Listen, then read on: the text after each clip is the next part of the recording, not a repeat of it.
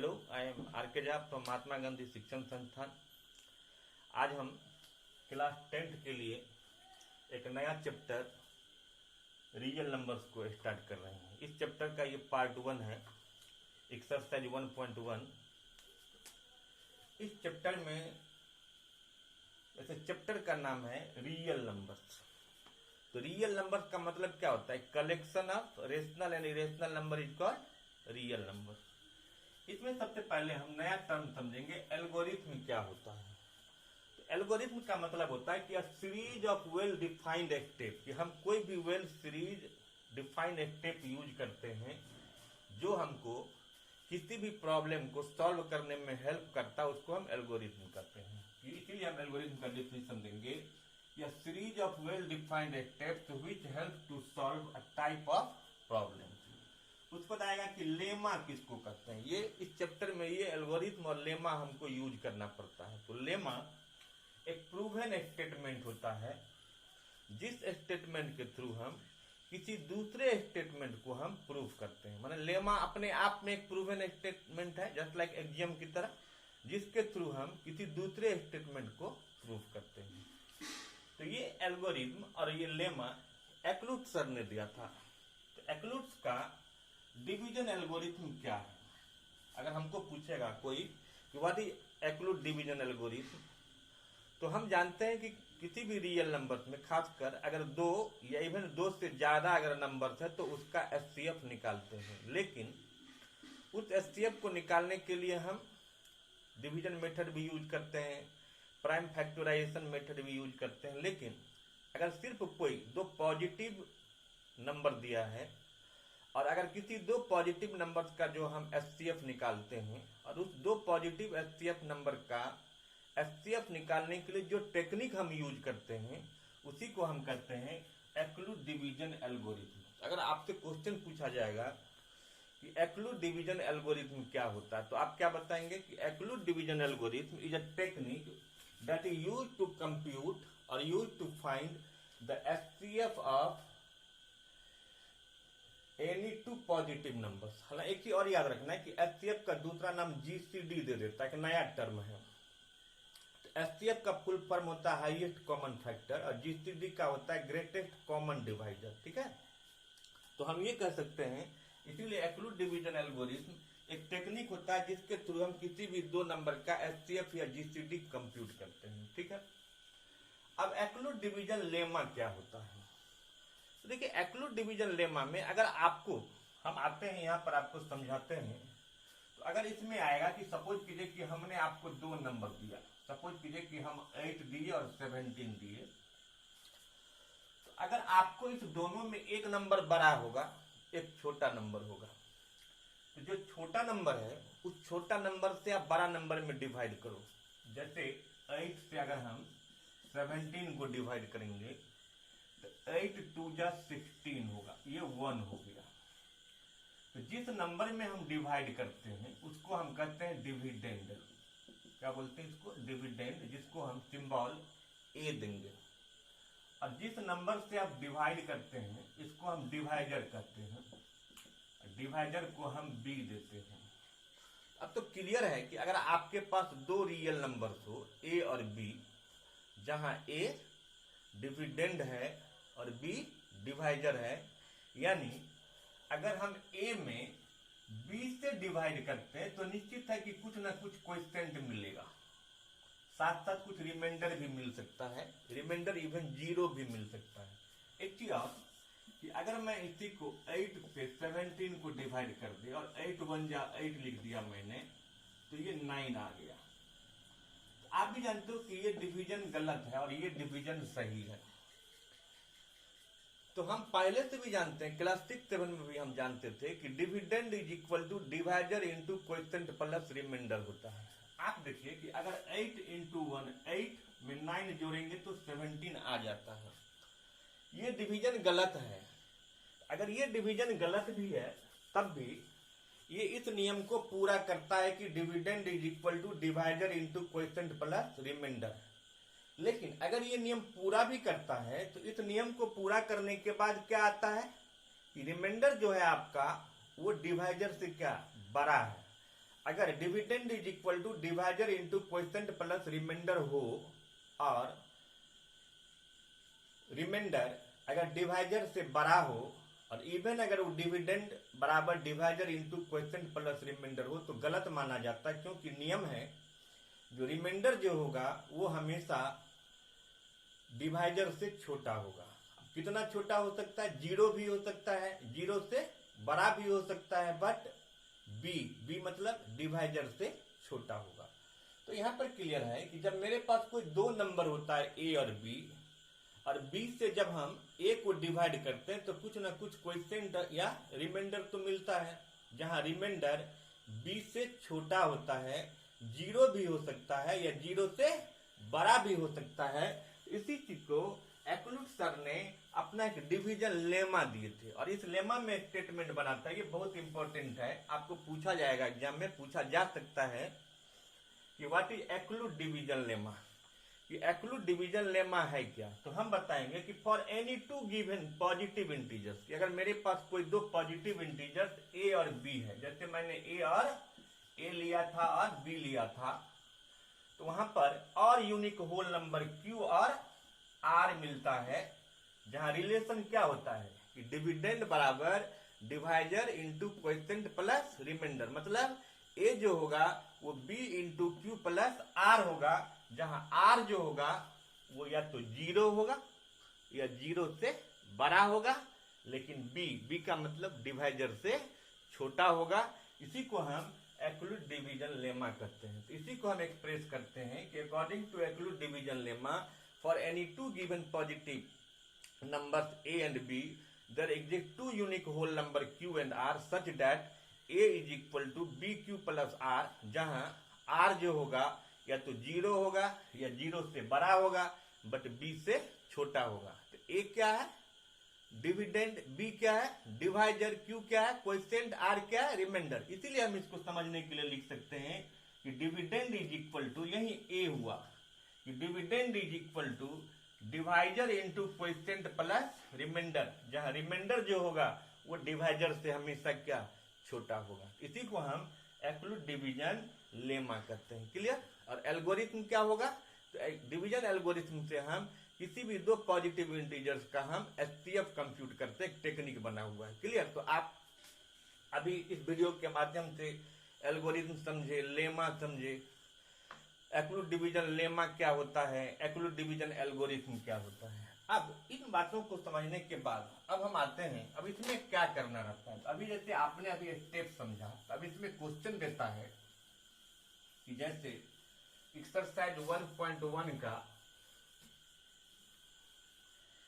Question है पहला, using Euclid division algorithm find the HCF of 135 and 225। तो हम क्या करेंगे, जब भी एक्लूट डिवीजन एल्गोरिथम से किसी भी दो नंबर का अगर आपको एचसीएफ कंप्यूट करने के लिए दे दिया, तो आपके पास जो दो नंबर होगा उस दोनों में एक बड़ा नंबर होगा, एक छोटा नंबर होगा।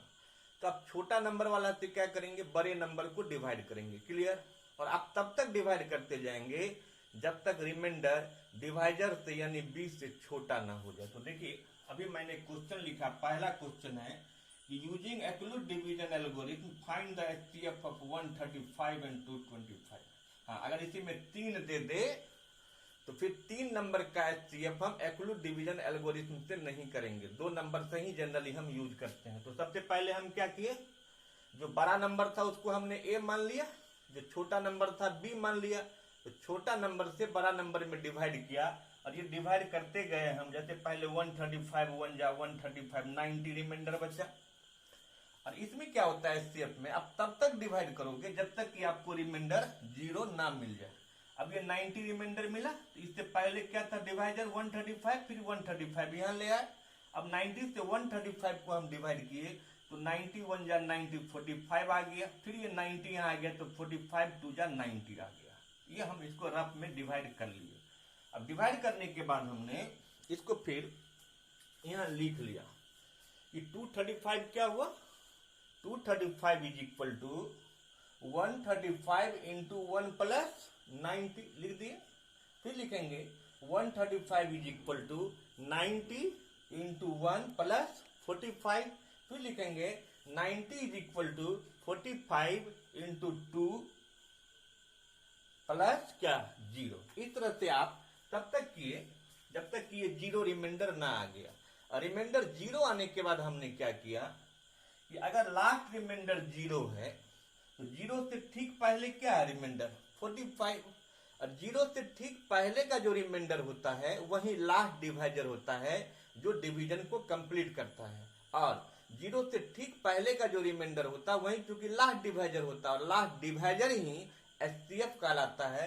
अगर 0 से ठीक पहले रिमाइंडर अगर 45 है इट मीन्स 45 जो है 135 और 225 का एचसीएफ आ गया। क्लियर? अब समझ में आ गया हम किस तरह से किसी भी दो नंबर का एक्लूड डिवीजन एल्गोरिथम से हम एचसीएफ कंप्यूट करेंगे, कैलकुलेट करेंगे। क्लियर? चलिए अब इसके बाद आता है क्वेश्चन नंबर 3। अब 2 फिर आते हैं, 3 बताने के बाद मैं 2 बता रहा हूं। तो इसमें क्या है कि जैसे आप कोई भी लैंग्वेज प्रॉब्लम बनाते हो कि मान लीजिए किसी क्वेश्चन में दिया रहेगा कि 616 आर्मी है कहीं, ठीक है, और उस आर्मी का एक पैरेड हो रहा है। उस पैरेड जो बना रहा तो उसके लिए जो है ना हर एक कॉलम में वो 32 मेंबर्स को खड़ा करता है। क्लियर? टोटल कितना है 616। पैरेड होना है, एक कॉलम में 32 मेंबर्स देता है। तो कह रहा है कि मैक्सिमम नंबर ऑफ कॉलम क्या होना चाहिए। तो जब भी किसी क्वेश्चन में मैक्सिमम होगा, ग्रेटेस्ट होगा, लार्जेस्ट होगा, तो याद रखेंगे क्योंकि आप जानते हो कि एचसीएफ का फुल फॉर्म क्या होता है, हाईएस्ट कॉमन फैक्टर। इसका मतलब कि 616 और 32 का जो सबसे लार्जेस्ट फैक्टर होगा वही उसका मैक्सिमम नंबर ऑफ कॉलम बन जाएगा। ठीक है?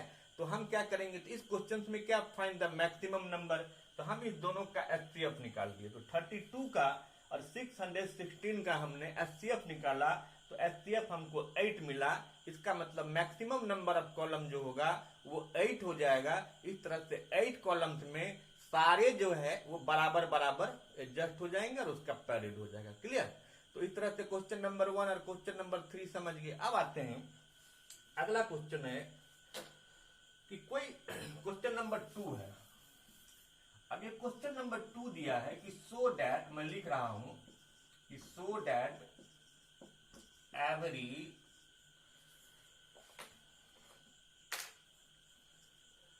Positive odd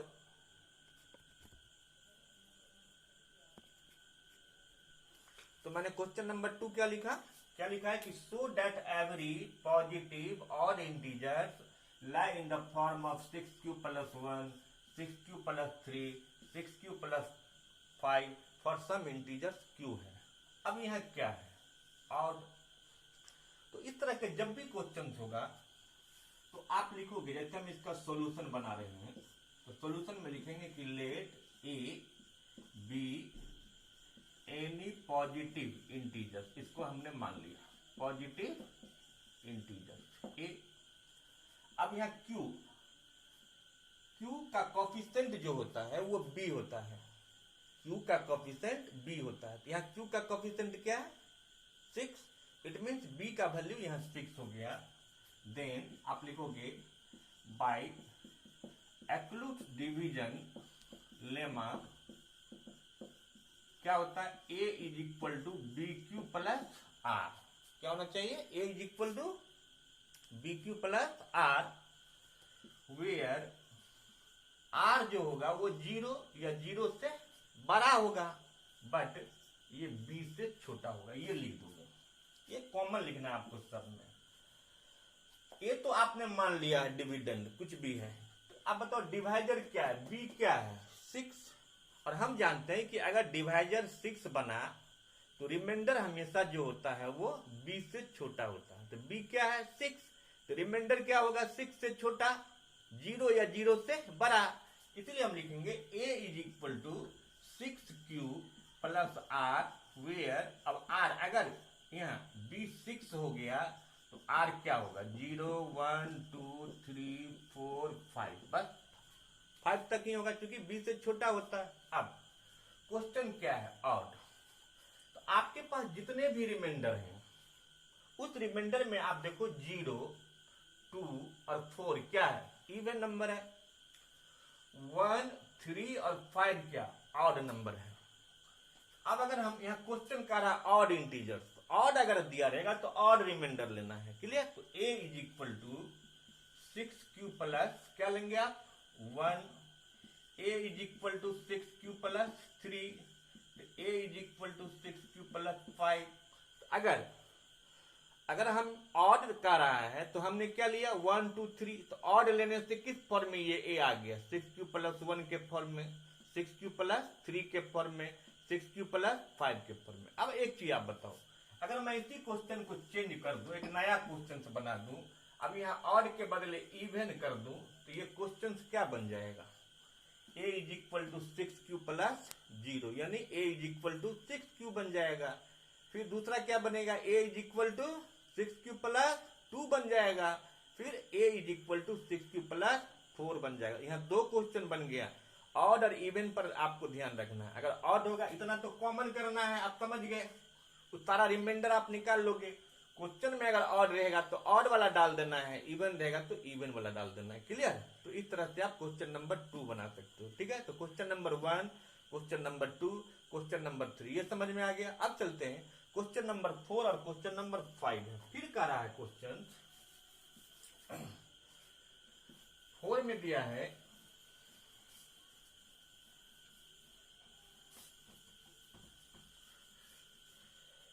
use Euclid division lemma to show that square. अभी जो मैंने क्वेश्चन बनाया उसमें स्क्वायर नहीं था। अब कह रहा है कि show that the square of any positive integer is either of the form of 3m और 3m प्लस 1 के फॉर्म में। ये क्वेश्चन नंबर 4 दिया है।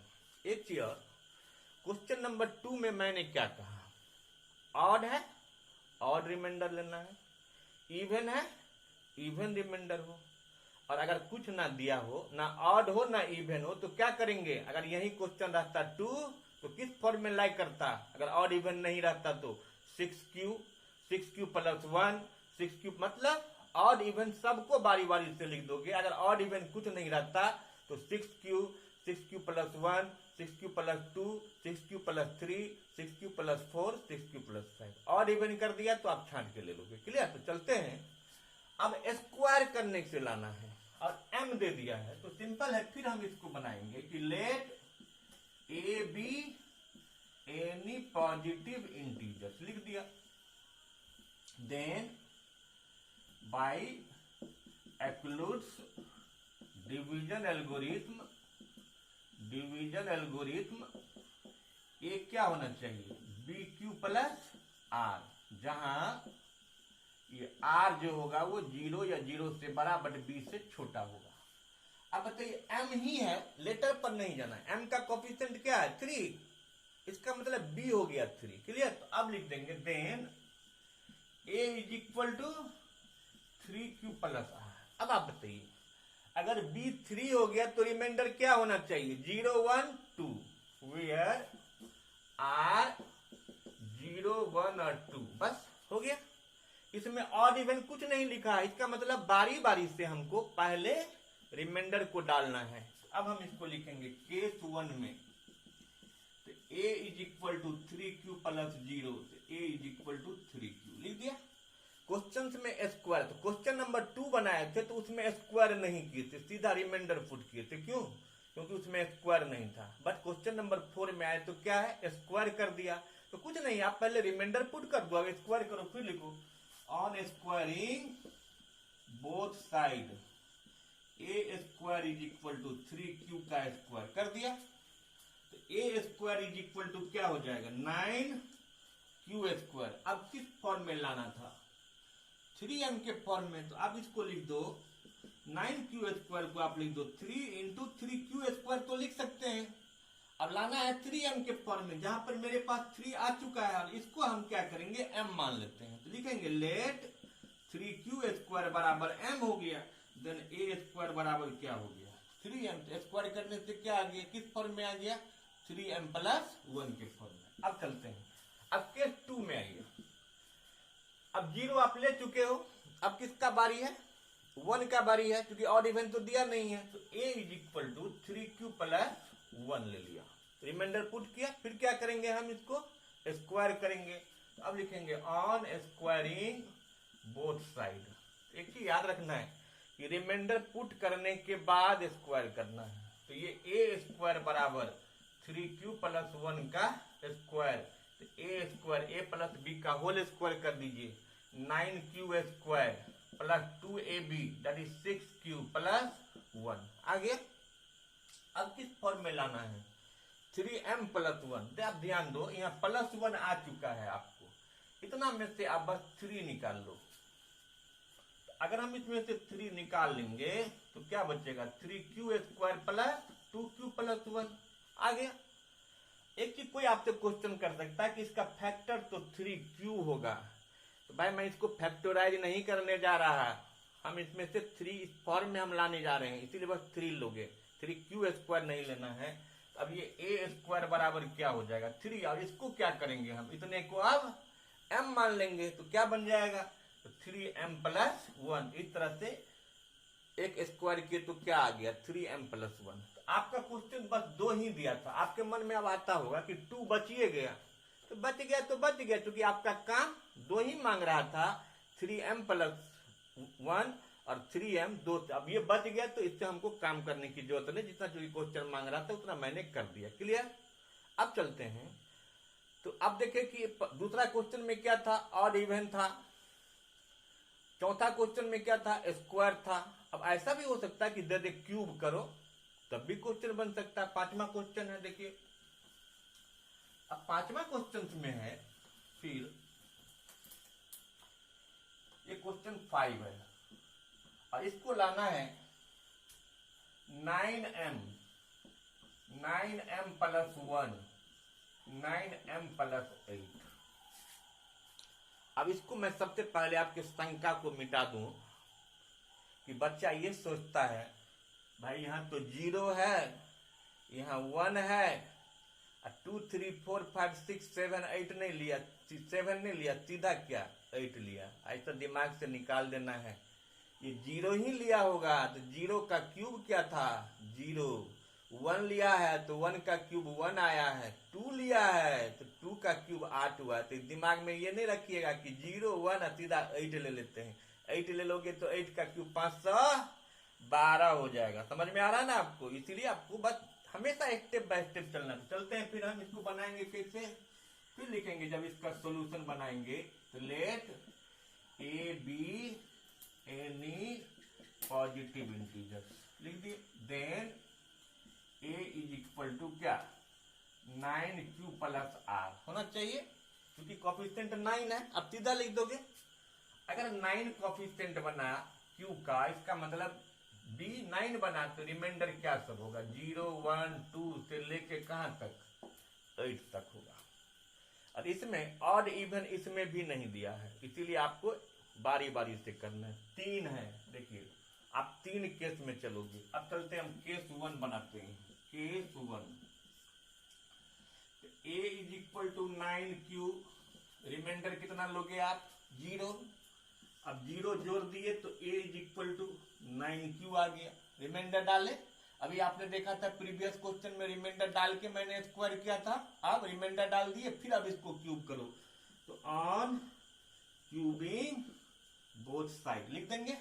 इसका क्यूब करेंगे तो a क्यूब, और 9q का क्यूब करेंगे तो 729 क्यूब होगा, इसीलिए a क्यूब बराबर इसको 9 इंटू 81 क्यूब। इसको क्या करेंगे आप बताइए, क्या करेंगे m मान लो, तो ये a क्यूब बराबर 9m आ गया। क्लियर। अब चलिए केस 2 में, अब फिर क्या लिखोगे a is equal to 9q plus कितना होगा 1। अब ये 1 डाले, फिर इसको क्यूबिंग करेंगे, on cubing both side, a cube बराबर 9q प्लस 1 का क्यूब कर दिए। अब ये a क्यूब बराबर a प्लस b का होल क्यूब क्या होता है, a cube plus 3a square b plus 3ab square plus b cube. तो पहले लिखो 9q का क्यूब प्लस 3 इंटू 9 क्यू का स्क्वायर इंटू 1 प्लस 3 इंटू 1 का स्क्वायर इंटू 9 क्यूब प्लस 1 का क्यूब लिख दिए। एक चीज और आपके मन में आता होगा शायद कि ए क्यूब प्लस बी क्यूब पहले क्यों नहीं लिखे। यही तो मैथ का कमाल है, मैथ मैजिक की बात है कि +1 है इसीलिए +1 मैंने बाद में लिखा है। बीच में लिखते तो उधेर बुन में फंस जाओगे, कहोगे नहीं बना, इसीलिए हमेशा इसको बी क्यूब को बाद में लिखना है। अब ये ए क्यूब 729 क्यूब प्लस 9 का स्क्वायर करोगे 81 और 81 3 जा 243 Q square plus 27 Q plus 1। अब इतने में से आप क्या करोगे बताओ। 9 कॉमन ले लो, इसमें से अगर हम 9 कॉमन लिए तो ये क्या बचेगा 81 cube plus 27 Q square plus 3 Q plus 1। तो अब क्या करेंगे, इतने को हम m मान लेंगे तो आ गया ना 9m प्लस 1। क्लियर। अब मैं इसी को केस 3 कर देता हूं। अगर केस 3 मैं कर दूं तो अब यहाँ +1 के जगह पर क्या आ जाएगा 2 आ जाएगा। अब ये 2 कर दो, यहाँ भी 2 कर दो। अब ये 2 कर दिए तो अब यहाँ भी 2 कर दो, यहाँ भी 2 और यहाँ भी 2। अब देखो 2 का क्यूब कितना 8, ये भी 8।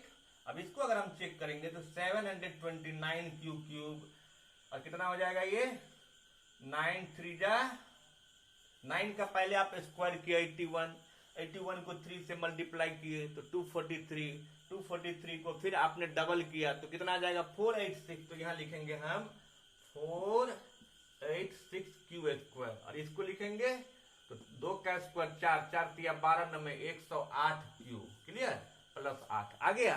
अब बताइए इसमें से फिर हम क्या करेंगे 9 कॉमन लेंगे तो कितना बचा 81 क्यूब और ये बचेगा 54 क्यू स्क्वायर और ये बचेगा 12 क्यूब। इतना को फिर क्या करेंगे हम m मान लेंगे तो आ गया ना 9m प्लस 8। ये तो क्लियर हो गया ना कि 0 1 के बाद 8 नहीं 2 लिया गया है, तब जाके 2 का क्यूब करने से वो 8 बना है।